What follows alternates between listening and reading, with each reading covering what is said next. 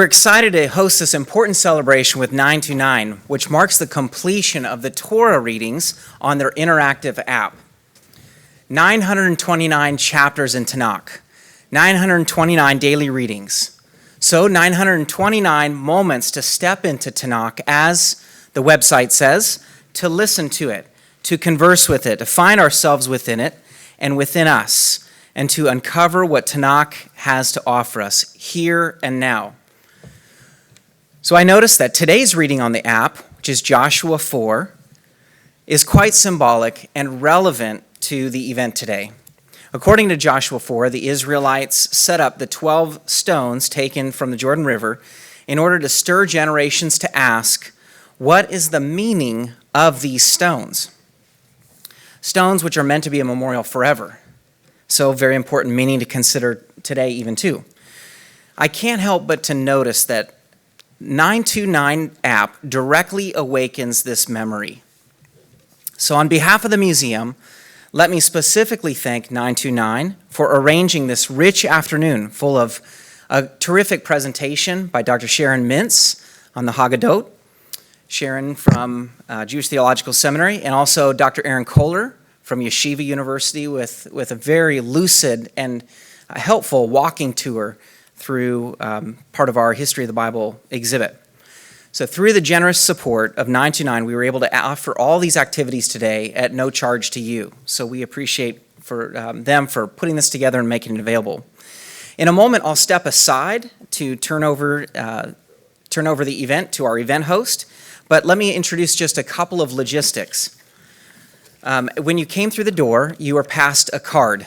Now these cards, you can use these to write a question. So after we have our keynote session here, as we develop through it, questions might come to your mind. You're welcome to write those down, and at some point the staff will collect those questions, and we'll be entering those on a little computer, and we'll be sending those to our interviewer, Dr. Berlin. So she will be able to have your questions and be able to review those based on the time that's available. So of course, during our keynote session, you notice we'll have a Q&A for the audience here. And following our session, we'll have a time to be able to meet a number of the different speakers that have been involved, as well as a time for a book signing. And we'll meet for that downstairs, and there we will have books available where you can purchase them and then be able to interact with the speakers a little bit. So at this point, I'd like to go ahead and introduce the director of 929, Rabbi Adam Mintz, who will set up our keynote session. So please.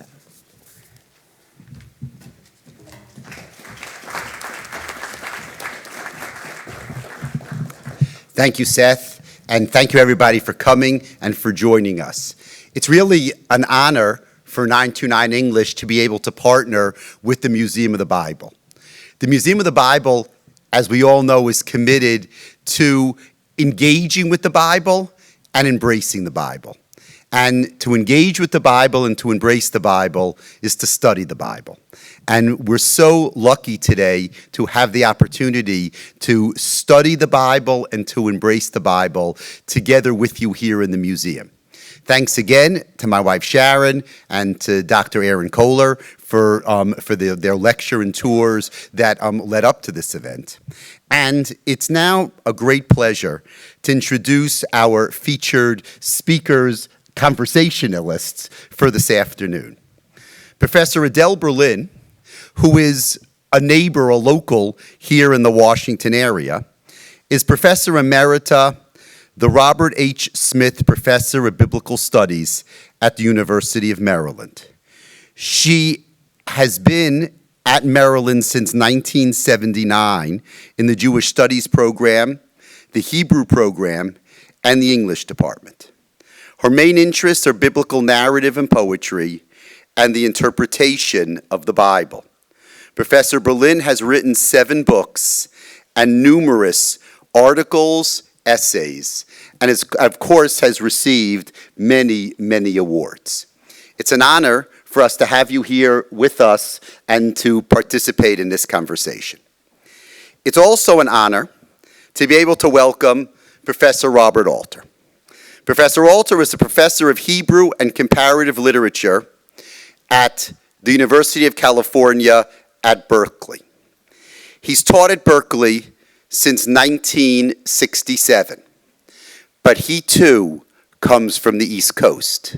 He grew up in New York, he studied at Columbia and Harvard, and I don't know how, but they stole him to the West Coast, and they haven't let him come back since. So it's an honor to be able to welcome you back to the East Coast for this conversation. Professor Alter, as we know, has written and translated has written many books and translated the entire Bible. And his books will be available downstairs at the event as Seth described. Just to tell you how the conversation is going to work, Professors Berlin and Alter will begin with a conversation about translations of the Bible. And then they will segue into a text study of the second chapter of the book of Exodus. As they segue, we'll also open it up to more of a conversation, kind of classroom style. Now, the only difference between this and a classroom is that they're not going to be the referees for the classroom discussion, but it seems to be that I will be the referee for that classroom discussion. So we look forward first to their discussion about translations, and then we'll segue into the next part. Professors Berlin and Alter, thank you very much. Thank you. Let me say a few words of introduction about translation. Many people think that translating from one language to another is easy. You know English, you know Hebrew, so what's the problem? You just translate from one to the other. Actually, it's hard, even in a modern language, but when you're dealing with an ancient language, it's even harder, and there are many difficulties. For one thing, a word in one language never completely correlates with a word in the second language. Moreover, the Bible's idioms and cultural references can be tricky to render into modern English. If you think translating the Bible is just a matter of substituting a Hebrew word with an English word, try Google Translate. I actually did this. This is no joke. I put in a verse from Exodus chapter 2, verse 3. It's part of the little lesson we'll look at in a little while. Here is Robert Alter's translation. And when she could no longer hide him, she took a wicker ark for him and caulked it with resin and pitch and placed the child in it and placed it in the reeds by the banks of the Nile. Okay? Here is Google Translate. It's gibberish. He could not see it anymore. And he took him a tabernacle, and he cut it with a string, and he sprinkled it with the seed, and put the child on it, and put it on the edge of the light. Now, I tried to understand where Dr. Google was getting these words from. Some I could figure out. The easiest one is the edge of the light. Google doesn't know Hayor, the Nile, so it misread it as or. Sfat Hayor came out to be the edge of the light. There are other things. I couldn't figure out all of this, but I could figure out where Google went wrong on some. To make matters even more difficult, there are some words and phrases, and sometimes even whole verses, that we really don't understand. For instance, what kind of coat or garment did Jacob give to his son Joseph? The King James says a coat of many colors, and that's what most people think it was. But other translations say a long robe with sleeves, an ornamented tunic, or a fine woolen coat. I actually didn't check what you had to say for that I followed one. Spicer on that. Oh, okay. Yeah. So the translator is faced with many decisions at every turn. First, what does the Hebrew mean? Then how to convey that meaning into modern English in a way that the reader, in a way that's true to the original, but at the same time is intelligible in English. What balance to seek between the forms of expression of an ancient and foreign language with the conventions of modern English? Every translator makes different choices, and no translation is perfect. Sorry about that. Oh, I fully in agreement. You can always quibble with it. But we are here to learn something about the latest English translation, and that is the Hebrew Bible translated by Robert Alter. I'm going to pose a few general questions, and we will hear the answers and discuss them. But on the Google, I have to tell you and the audience a story. My good friend Yair Zakovich, who's an eminent Bible scholar, now retired from the Hebrew University, at a party made by someone else from me a few years ago in Jerusalem, he got up, a few people talked about me, and he said, well, this Alter translation has been spoken about a lot, but how good is it? He said, so I took one of his verses and fed it into Google Translation to get it back into Hebrew. And the Hebrew was hilarious. Sorry. No, that's good. My first question, do you think of your translation as a Jewish translation? Well, yes, I guess I do. Not in that it's doctrinally Jewish. I guess there were two things that maybe three things that made it a Jewish translation.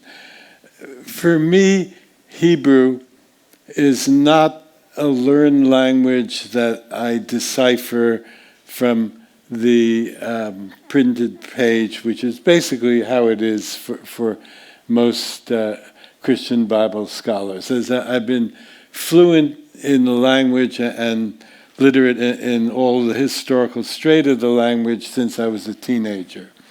So I do have this sense, not only the language is a challenge in all the ways you aptly put it to figure out what the meanings might be, but as something I love, something that's part of my identity.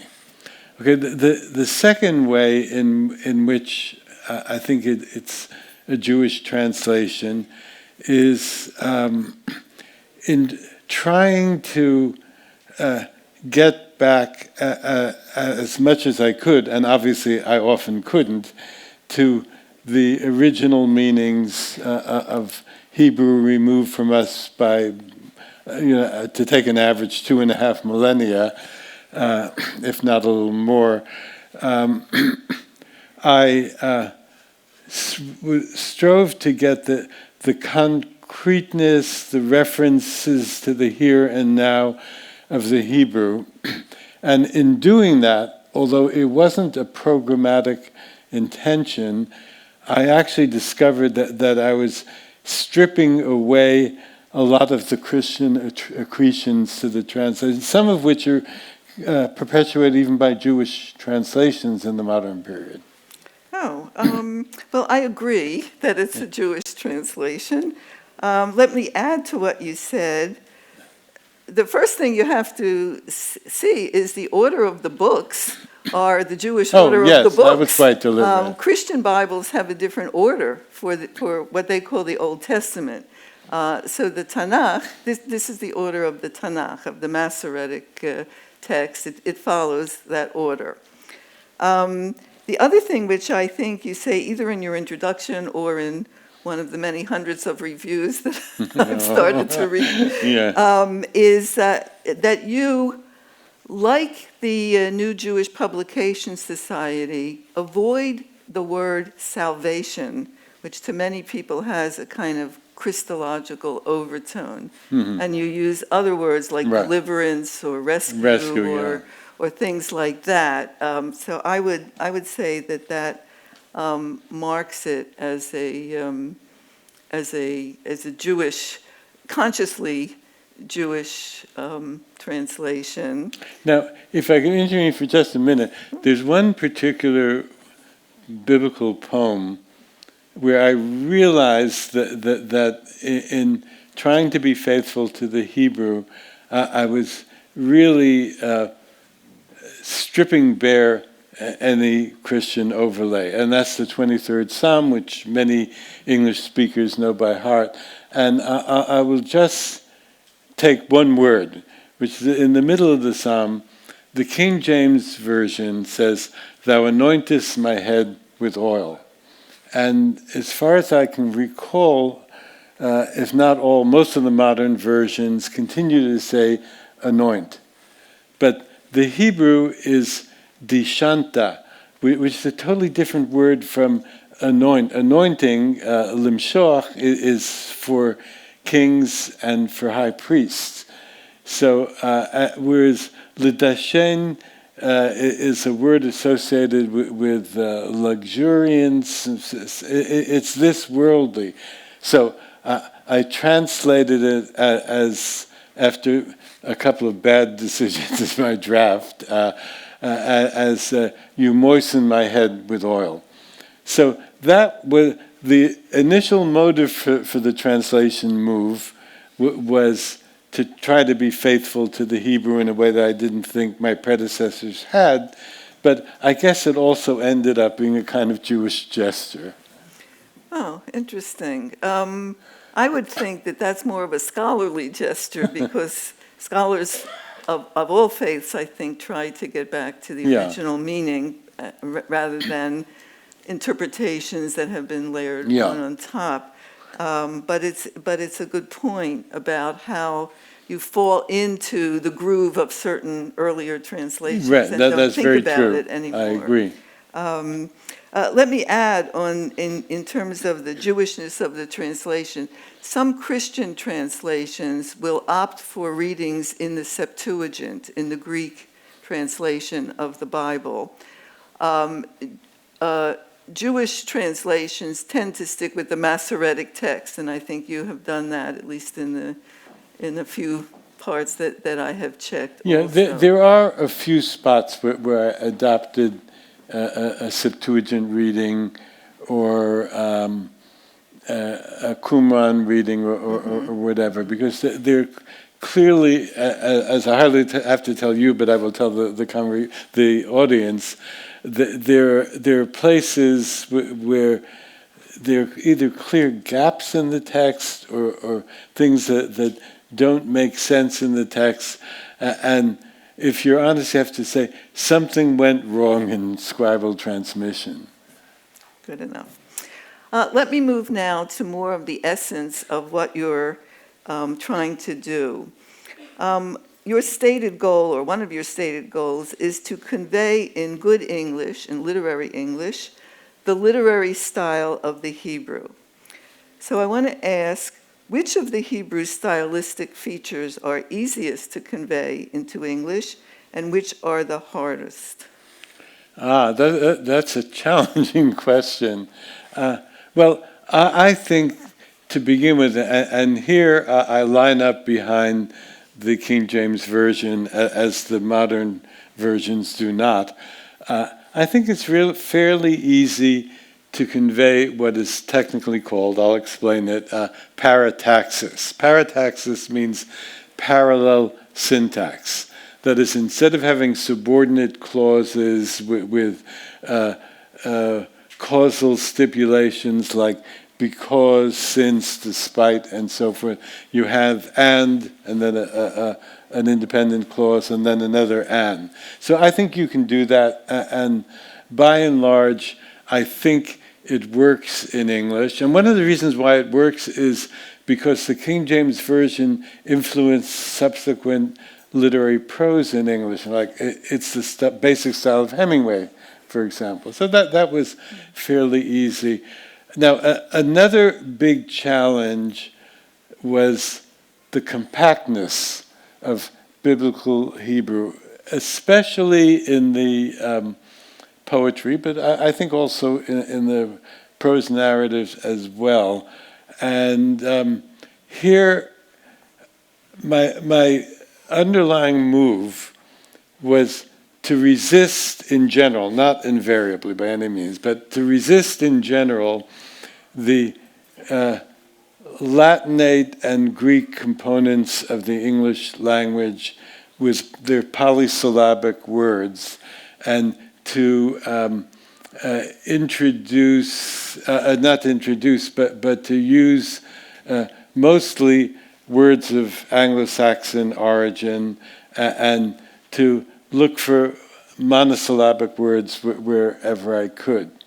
And in the poetry, it also amounted to leaving out certain words that I thought to be unnecessary. So that all that was easy.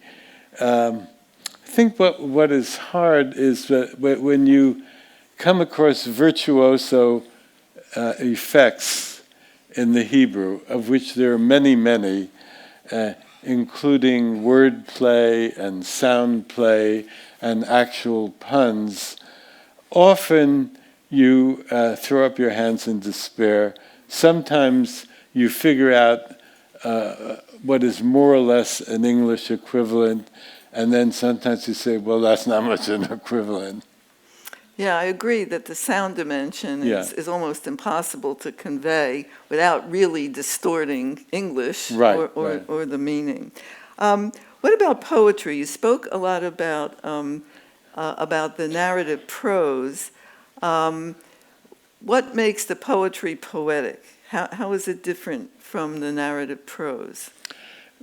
Well, I guess there are three things. First, it differs in terms of vocabulary. And this, for me, is an instructive thing about the biblical use of literary language.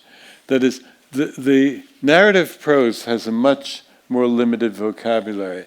And I've come to be convinced that there was a kind of conventional understanding, a tacit understanding, that you used only certain words, a kind of primary vocabulary, when you were writing the prose narrative, and you were freer to draw on a different vocabulary for the poetry. And my handiest example is the word for light.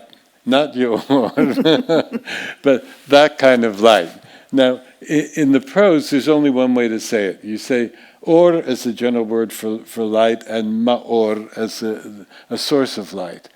In the poetry, you have 4 or 5 words like noga, often sometimes in the plural, negohot. You have ziv, you have zohar. That is words that would be equivalent to brilliance, effulgence, and so forth in English. So that's one feature that makes the poetry very different. There certainly is compactness in the prose, but the compactness is terrific and with forceful effect in the poetry. And I tried as much as I could to get at that in my English rendering. So, for example, in the first chapter of Isaiah, Isaiah says, hoi goi chote, that is, I'll do it literally first, woe or alas, offending nation, keved avon. Now you can hear the rhythm, and each half of the line has only 3 words. So in the second half, the first half of the line, how to do it, I said, woe, offending nation, as I just said. That is, I happen, for reasons I won't go into, to think that the word chote that everybody translates as sinning, sinful, doesn't mean sin. But more important, the second half of the line, keved avon. The King James Version, I think following the Vulgate, and most versions afterwards translate the word that means to do something bad as iniquity, which I hate because it sounds a little abstract to me, and it has all those syllables. It's just an ugly word. Yeah, right, exactly. We agree on that. And it wrecks the compact rhythm of the line. So I use a monosyllable. People weighed down with crime. So there are those differences when you're translating the poetry. But I couldn't always do it, to be honest. No, but that's very good. I should mention to the audience that biblical poetry does not have rhyme or meter of the kind you expect in modern poetry. So we don't have the problem of how to render those formal devices. It does have a lot of parallelism, which translates nicely into English. That's not such a big problem to do in English. Let me go on to a different area. Today, many translations aim for gender neutrality or gender sensitivity. They do not automatically render all Hebrew masculine forms by English masculine forms. They decide when the masculine form applies only to men and when it applies equally to both men and women. Did this figure in your translation? Do you look for more neutral ways to translate words that are gendered in Hebrew, or do you think that doing so would not fairly represent the Hebrew? That's a really good question. To begin with, there's one term which, as much as possible, although there are exceptions, I translate gender neutral, and that's the word Adam. Now, you may be interested to know there's no Adam in the garden story. He's always referred to as the Adam. So it's a category word rather than a proper name.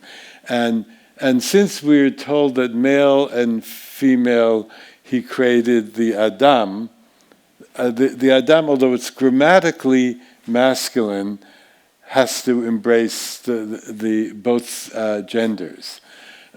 So even though, now I have to say this, there are times when I made translation decisions which I knew were a little creaky, a little awkward in English, and I felt that there was some overriding concern that led me to tolerate this awkwardness. So I translate the Adam as the human. There are a few places where, because the collocation is proverbial in English, I knuckled under and used man. And I'll tell you, in Psalms, Adam uvehema. I couldn't bring myself to translate that as anything but man and beast. And I've looked at some inclusive translations that instead of man and beast say all things, which does get rid of the gender bias, but it's not quite the same as what the feel of the Hebrew. Now, one more thing, gender and God.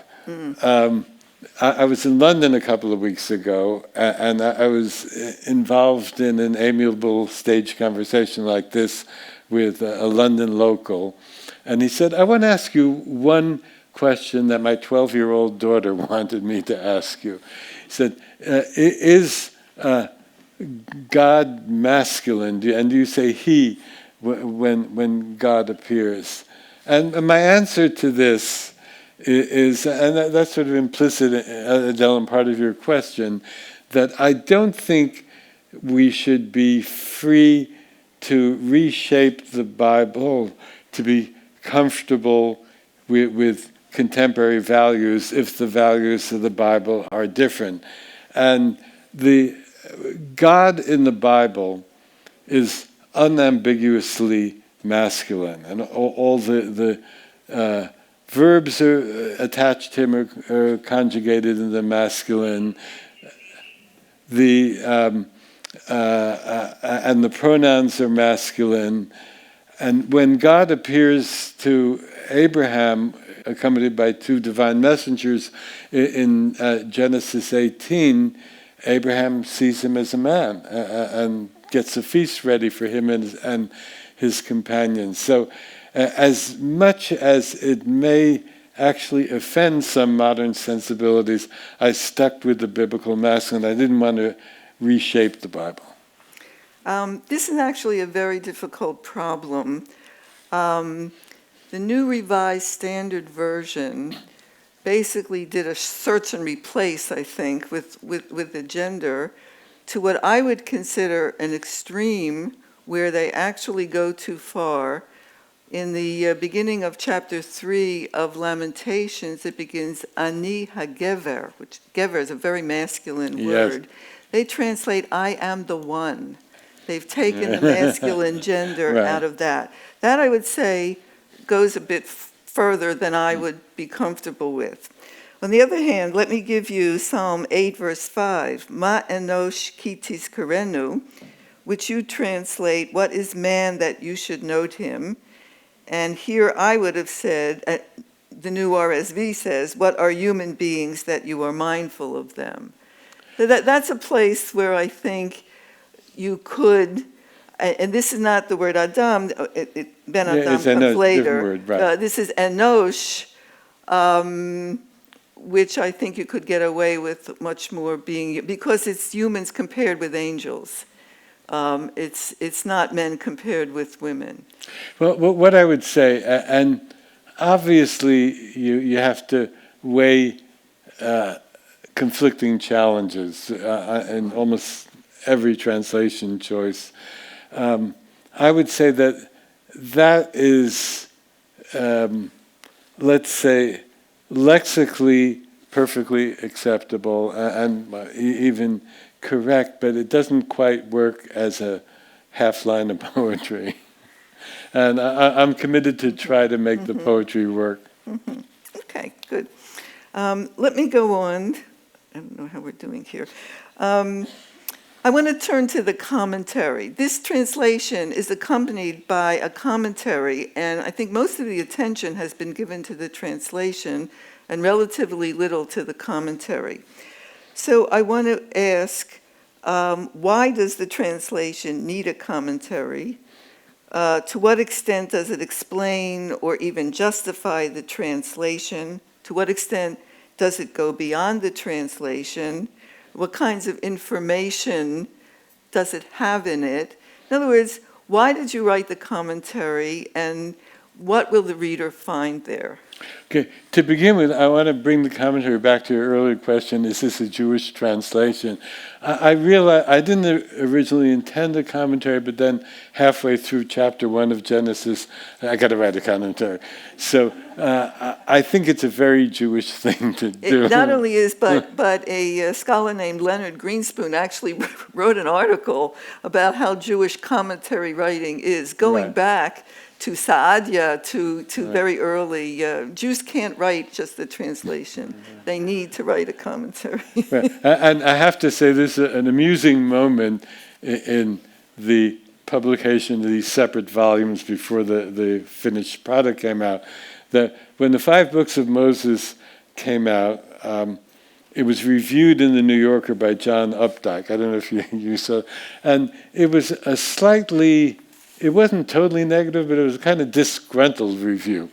And he said, why do we need... well, at first he said, this book is too heavy to hold. He didn't live to see that one. And then he said, one of the reasons why it's so heavy is because of the commentary. Why do we need a commentary? The King James Version did not need a commentary, and it's fine. Now, I have to say something he did not know. There was a particular political reason why there's no commentary in the King James Version.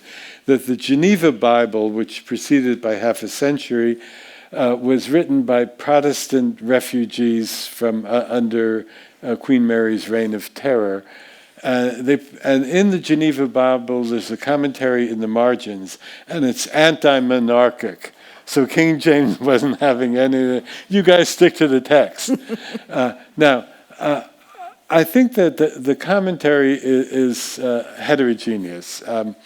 What initially impelled me to do it was as I got halfway through chapter 1 of Genesis, I started seeing all kinds of things in the text that I didn't feel had been covered adequately, or maybe not at all, in existing commentaries, because they were literary aspects of the text.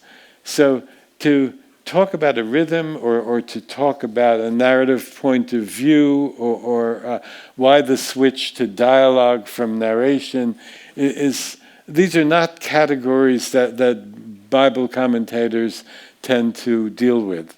So I wanted to bring into play, for the elucidation of the reader, my own perception of things as a literary person. But then, of course, there are all kinds of other things you have to put into a commentary. That many places where, as Adele intimated earlier, we don't really know what a particular word means. And there might be various grounds for guessing one thing or another, but they're not proof positive. So you have to say that.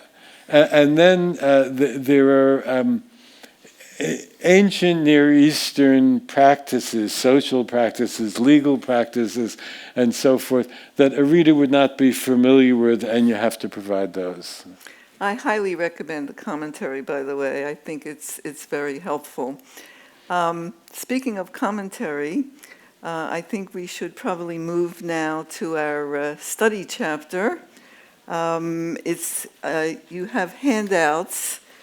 It's the second chapter of Exodus, a nice narrative, actually, with different sections. Mm-hmm. And I'm not sure, Adam, how do you want us to? Should have a copy on their chair, and it's also found behind us. Now, I don't have a copy. Here you go. Hey. You beat me to it. Okay. Do you want to start, Professor Berlin, just reading the beginning, and then? Yeah, and then we'll open it up. Then everybody can be a little more. We'll be a little more flexible in terms of opening it up. Okay. Well, let's see. I could.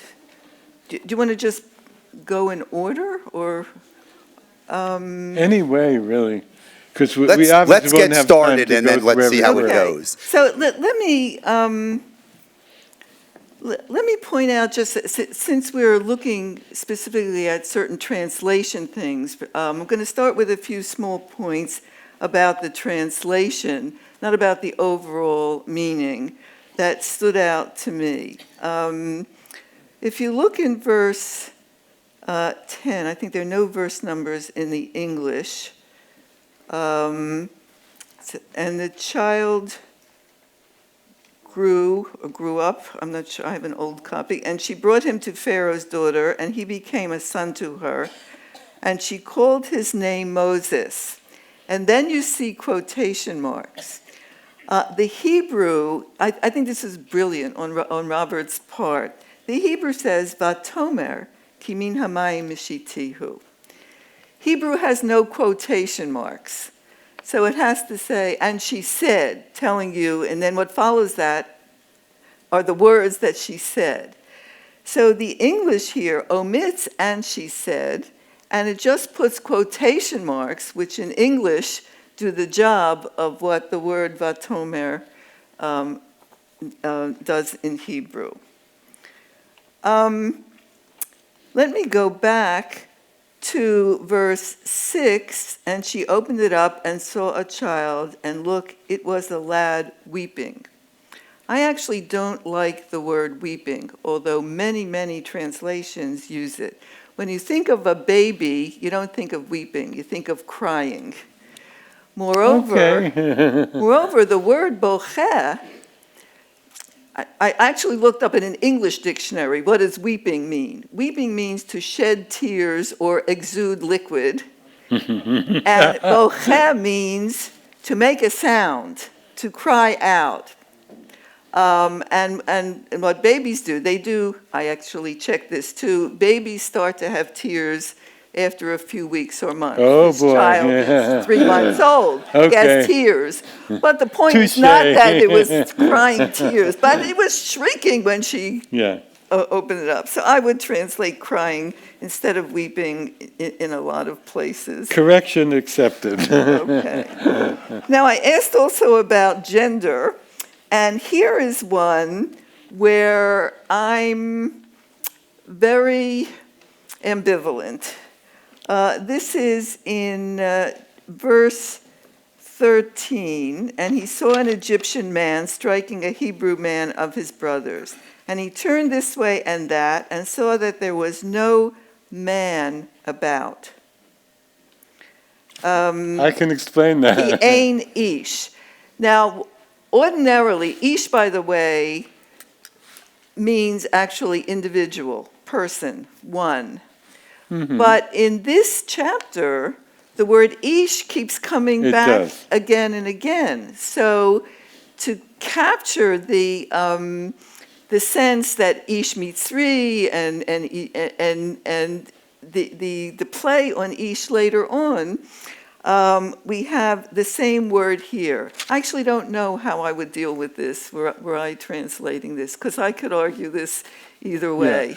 Well, now this is one of the moments, but I'm not too ambivalent about this, where I decided that I was going to tolerate an element of clunkiness in the English because I thought what was going on in the Hebrew was so important that it needed to be reproduced. As you just said, there is Ish, Ish, Ish, and then when in the next chapter, when the fleeing Moses appears in Midian, he is identified by the daughters of Jethro as Ish Mitzri. So I think very well. Let me say this in general: modern translations try as much as possible to avoid repetition, because they think that repetition is awkward in English, so that they come up with synonyms. I think that repetition is the heart and soul of biblical prose, and here it highlights the fact that there's a man and there's a man. There's an Egyptian man and there is a Hebrew man, and Moses slays the Egyptian man, and then he himself is perceived as an Egyptian man. So in order to do that, I decided to tolerate the perhaps clunky repetition of man, man, man. Okay, why don't we go now to the overall thing. I would mention that this is what biblical scholars and anthropologists, I guess, call a special birth story.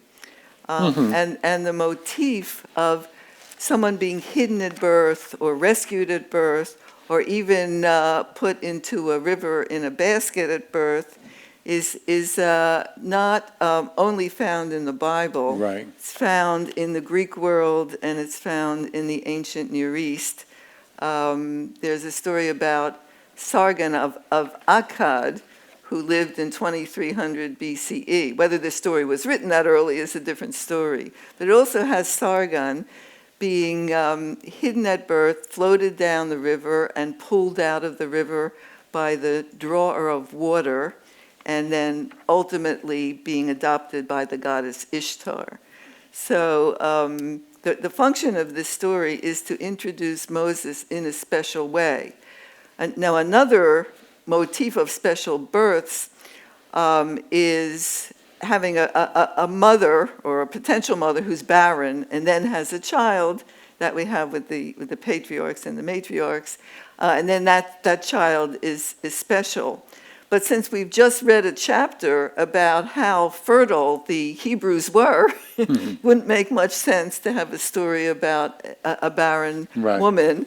And so they've taken a different way of making a special birth in this introduction of Moses. And you notice also that Moses' parents and sister are not named here. We know their name from a later chapter in Exodus. But here it's almost like an anonymous family is being spoken of. Now, I like to piggyback on what you say about the motif of the special birth, which, of course, is entirely correct that it's a widespread, let's say, folkloric motif. What is interesting, and for me, it's evidence of the sense of shaping purpose of the Hebrew writer, is that the born on, not literally born, but more or less born on the water beginning of the Moses story, is then picked up throughout the Moses story. That is, water is extremely important. Of course, there's the parting of the Sea of Reeds, there's finding water in the wilderness, and even in what I call the type scene, when he encounters the 7 daughters of Jethro at the well, there's a way in which the Hebrew highlights the drawing of water, ki dalo dala lano haisha, because the Hebrew man definitely surely drew water for us from the well. And to this I have to add a brilliant comment by Avraham ibn Ezra. That is, the first time the mountain on which the burning bush is mentioned, it's called Chorev, not Sinai, but Chorev. And Ibn Ezra says the following: it's called Chorev because it's related to the Hebrew word that means parched or dry, which is a good perception. So it's really, Har Chorev really means parched mountain. But then he adds something brilliant. He says, and it is a 3 days journey from the Nile of Egypt. Malach shloshet yamim minilu shel Mitzrayim. So I said, well, why does he say that? And then it dawned on me. He understands that there is a definition of thematic space, that Moses is a water baby, and he's associated with water. But where he encounters for the first time the God that he never heard of is on Parched Mountain, where everything is dry. Nice, very nice. We had some good commentators in the Middle Ages. Great. I think we can just open it up to the floor, just in terms of looking at this amazing chapter. If there are questions or comments, they'd be welcome. Yes. I don't know to whom it is attributed, but they said that to kiss a bride with a veil on is not the same thing as removing the veil. And I've experienced it myself, because I have pictures of my wedding when I kissed my bride when she had the veil on. Now with the translation, no matter how good it is and how almost perfect it is, it ain't the original. My question Of course. This is, of course, that saying goes back to Bialik. Yeah. My question is, the translator, and specifically Mr. Alter, what did you decide to leave out for the sake of what you intended to do, realizing that you couldn't translate it perfectly? Yeah, you had to, okay, I'll tell you what happens in the process of translation. Usually in a great literary work, which not every bit of the Bible is, but an awful lot of it is, at any given moment, there are a couple of remarkable things, maybe even 3 remarkable things going on. So you have to make a decision about what seems to you most salient, knowing that you're going to give up something else. I'll offer an example from Isaiah chapter 5. Isaiah, as a poet and prophet, is quite brilliant in juxtaposing two words that sound alike but are antithetical in meaning. And this is his way of conveying the 180-degree perversion of values in the kingdom of Judah. So in chapter 5, he says of God, and the first half of my translation I think was okay. The second half is a little bit of a problem. And he hoped for justice, and the Hebrew word for justice is mishpat, and look, a blight, and the word for a blight is mispach. So I translated, he looked for justice, he hoped for justice, and look, jaundice. Okay, I think that's close enough. But the second half gave me more problem. Litzdaka v'hinei tza'aka. He looked for righteousness and look, a scream. And those two words, righteousness is tzedakah, scream is tza'aka. So I thought that the sound play was so important that I was going to have to give up something in that violent language and shocking language of the scream. So I translated for righteousness and look, wretchedness. Now, wretchedness is not exactly the same thing as a scream, and it has two disadvantages. It abandons the expression of violence in scream, and then it's an awful lot of syllables for a line of poetry. So it's an imperfect solution, and you have to make a judgment call. And my judgment call was the wordplay was so important, I had to get some kind of wordplay, but I gave up a couple of other things. And that happens repeatedly. Okay, yeah, yes. I was struck by your commentary about the word ish, and I'm wondering whether, since the book of Exodus ends on a note of echoing creation being completed in a worldly, mortal task of creating the Mishkan, whether this doesn't set up an echo of the emergence of humanity, of a human kindness among the Egyptian men and the Hebrew men. There is no Ish, and Moshe steps into the gap to begin a process of recapitulating creation and ending with the Mishkan. It's a very... Well, it's hard. Maybe Adele wants to comment. I don't really see a direct connection with the Mishkan, the sanctuary. But I do want to add one thing about Ish, which I forgot.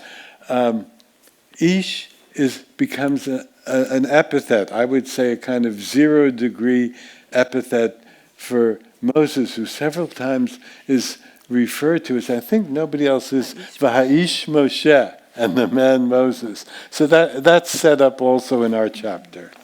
Let me add that Yeah. there is an echo of creation here, and you pointed out in your commentary with the teva, which is the word for ark in the Noah story, and with kitov, how good the child is, echoing what God said when he created the world, or light. So I'm not sure if that's meant as a connection with the end of the book, but the beginning of Exodus does echo the beginning of Genesis. Oh, yeah. But of course, to be honest, other commentators have made that point. Okay, yes. So, Professor, I have a question that I wonder if you could talk to whether you keep the original meaning or what we think is a meaning of a word. So in Psalms 11, we say, Vatokem kira'im karni, you lifted up my horn like the animal, the ra'im. Right. In the Septuagint, it's translated as monoceros, which then became in the King James Version a unicorn or a rhinoceros. Mm-hmm. Later biblical scholars thought this was the aurochs, which had gone extinct in the 1700s. Right. I don't know how you translated it. Do you leave it as the ra'im, this animal that we're not really sure about? Do you take a stab at what what previous people, a mystical animal, the unicorn, or do you come up with a third alternative? And how do you see that playing out in terms of the evolution of our understanding? Well, it definitely does not mean unicorn. And that's probably Christological. As I'm sure you know the unicorn is associated with Christ. Yeah, I think that it's some kind of wild ram. But okay, here is another abyss of Bible translation, going back to Adele Berlin's initial comment on it. We are really shaky on a lot of flora and fauna in the Bible, especially maybe, both. So that, for example, in Leviticus, the list of prohibited animals prohibited for food. There are a few that we know. We know the chazir is a pig and so forth, but many others are puzzles.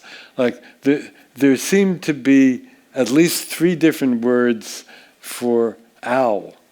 Maybe they're not all owl, but approximately owl, kinds of owl. I don't know. Just as better, there are 5 biblical words for lion, and presumably they refer to somewhat different categories of lion, but we can't recover the categories. The King James version takes one of them, kfirim, and translates it in desperation as young lions, and I don't know that it really means that. So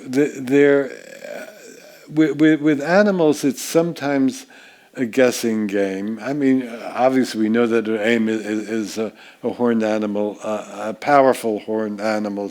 Beyond that, maybe we're not entirely sure.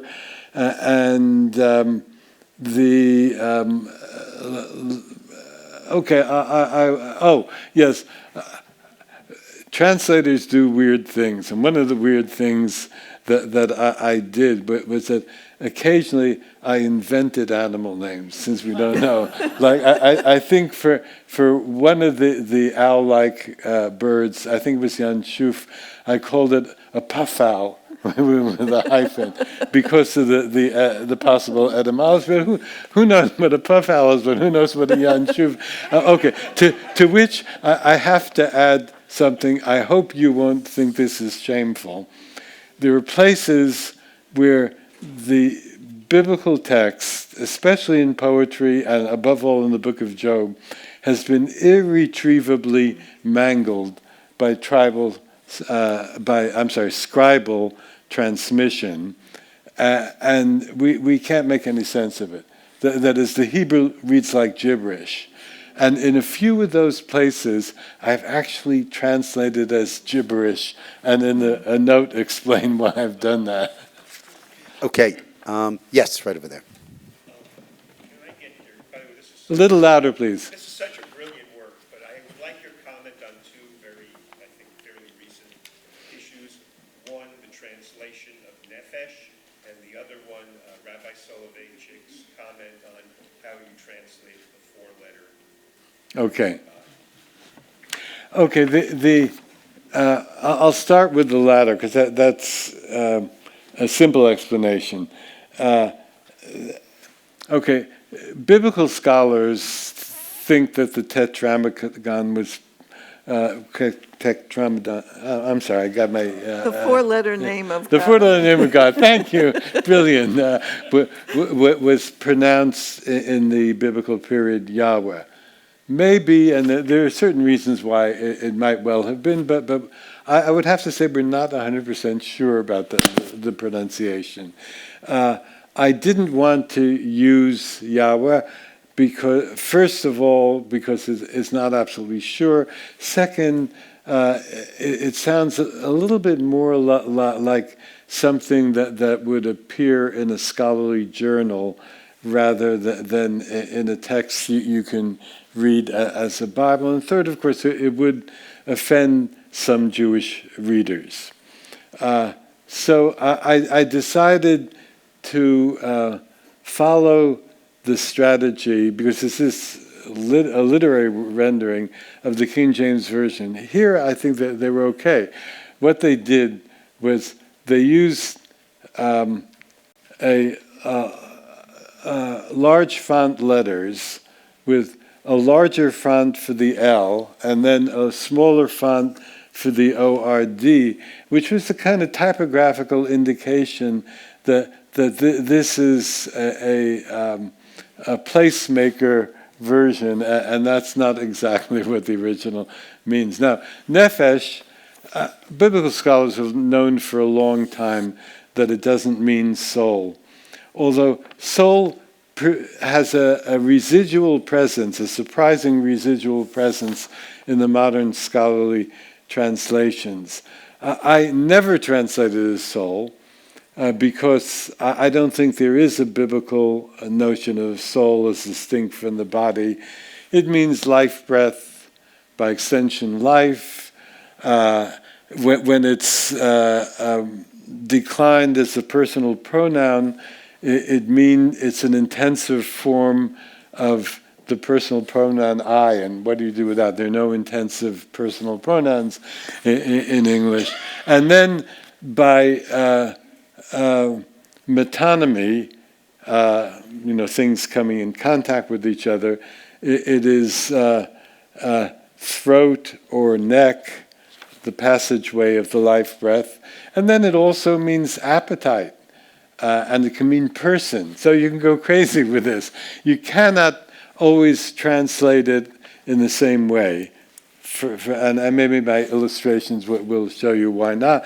But I think that there are many instances in the Bible in which it does need one of the very physical meanings of the word. Now, I'll give you one example. There's a line in Psalms, which in the traditional translations is my soul's thirst for you in a, I'm recalling the Hebrew and constructing a translation, in a parched land without water.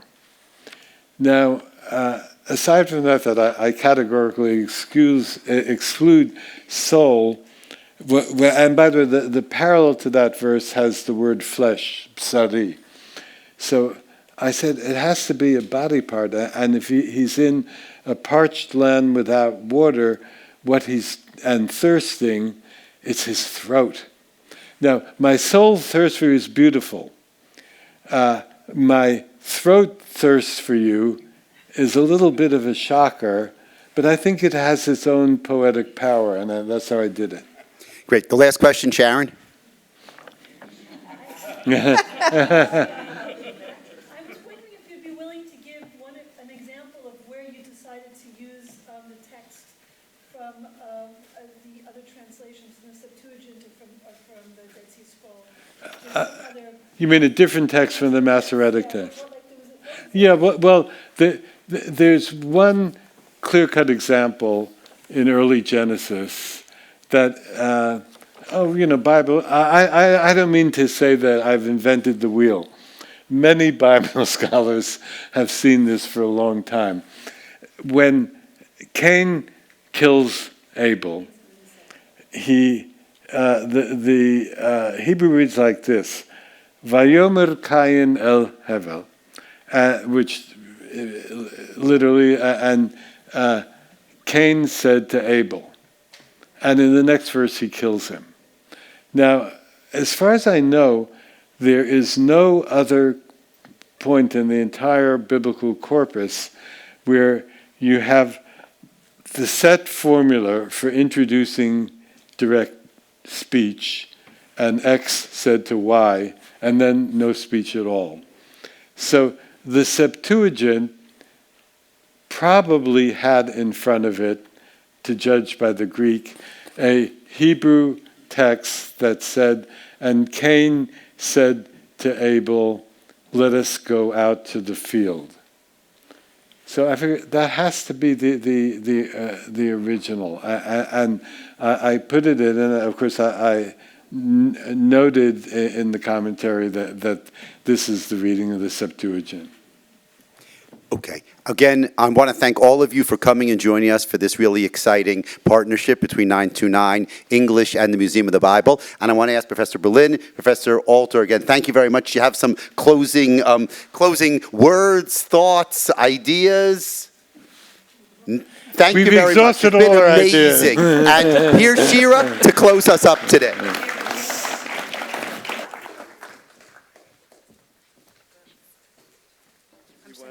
Close up a couple words now.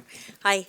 Thanks, everyone. I'm Shira Hecht-Kohler, Director of Education for 929 English, and just wanted to express gratitude to all of you for coming today, for joining the day, the few hours of exploration of learning together, and sharing in this most poetic, enriching, illuminating, enlightening conversation with Professors Alter and Berlin. We're grateful for you, for your presence today, for your conversation, and we're thrilled that you are a greater part of biblical scholarship, and of course the 929 project, which launched just over 9 months ago. 929 English, the online English Global Tanakh study platform, was launched as an initiative that had been born in Israel to study one chapter a day of Tanakh, 5 days a week, with a resource of rich and diverse content and materials on each chapter. With the goal really of fostering a global conversation anchored in the text of the Bible. And over the past 9 months, we've had more than 100,000 people have utilized the site, the English site, accessing content, and bringing the themes really of Bible into conversation with the world, and into conversation with one another. We have over 300 unique writers, some of whom are in this room. We're thrilled that you're here today. Dr. Erica Brown, Hillel Smith, our artist. Over 2,000 individual posts and many tens of thousands of learners around the world with learning groups really popping up daily. We're finding out about them all over the world. And while the site and its content is really our project and our platform, as we all know full well, learning and study that takes place together, live, in person, enriches all of those that are involved in the experience. And there's really no substitute for a vibrant Beit Midrash, a vibrant study hall, much like we've created in this room today, an engaged classroom, a lecture hall that bursts forth with conversation. And so thank you all for being part of that today, for taking this beautiful Sunday away from the cherry blossoms, for learning together with us and exploring the ways in which an age-old text can and does foster conversation and bursts forth into the contemporary world with new layers, meaning, and resonances each time we study and reread it. Just a few notes of thank you. Thank you, of course, to Rabbi Adam Mintz, Director of 929 English, to Dr. Seth Pollinger of the Museum of the Bible, to Rivka Kidron for imagining what this day could look like and what did look like, to Sharon Mintz and Aaron Kohler for leading discussions and tours earlier today of the highest caliber. Thank you to Allison Mullins and the team at Skittish Media, John and Christine for all your hard work on the marketing and the efforts in organizing the details, orchestrating logistics, making sure everything got off smoothly, to Ali Silva for the children's programming downstairs. And thank you more globally to the Museum of the Bible for hosting this event today, which in and of itself really speaks of a real willingness on the part of the museum to respect and reflect the concerns of the many different groups that care about the Bible, not all in the same way, and sometimes not even the same Bible. We look forward to more such occasions of the great inclusivity and strong representation of the Bible all around. On the Jewish calendar, we stand just less than 2 weeks away from the holiday of Pesach, from Passover, one in which education is the core theme, with the whole structure of the Seder night, one that is crafted as a pedagogical experience. It's a night for probing, it's a night for asking questions, for telling stories, for recounting narratives, for generations to pass on memories and stories to the next. The stories convey facts about the past, thoughts about the world, and especially of embedded and deeply held values. And of course, stories evolve, and we are all enriched as they are told and retold. So we thank everyone today for being part of this next stage and next page and next set of volume in the evolution of text, in narratives, and look forward to many more opportunities to study and learn together with you. We invite everybody downstairs to the foyer for book signing, purchase, and to find out more, obviously, of course, about 929. You can learn with us at 929.org.il and to continue the conversation together over text, over a study with the museum and with our organization and, of course, with our incredible scholars and teachers here today. Thank you all very much.